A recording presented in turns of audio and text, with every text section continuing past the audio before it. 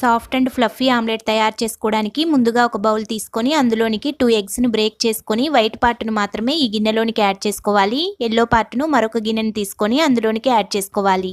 ఇలా నిదానంగా 2 ఎగ్స్కు white పార్ట్ను yellow పార్ట్ను separate చేసుకున్న తర్వాత వైట్ పార్ట్ను మాత్రమే స్పూన్తో కానీ విస్కర్తో కానీ బాగా బీట్ చేసుకోవాలి. ఇలా కనీసం 5 నుంచి 6 నిమిషాల పాటు బీట్ చేసుకోవాలి. అప్పుడు వైట్ లిక్విడ్ అనేది ఫ్లఫీగా స్నోలాగా తయారవుతుంది. ఇప్పుడు ఎల్లోను కూడా ఇందులోనికి యాడ్ చేసుకొని నిదానంగా మిక్స్ చేసుకోవాలి. ఇలా అంతా మిక్స్ చేసుకున్న తర్వాత దీన్ని పక్కన పెట్టుకొని స్టవ్ వెలిగించి రౌండ్గా ఉండే ఒక ప్యాన్ను పెట్టుకొని అందులోనికి కొంచెం ఆయిల్ని కానీ బటర్ని కానీ అప్లై చేసుకోవాలి.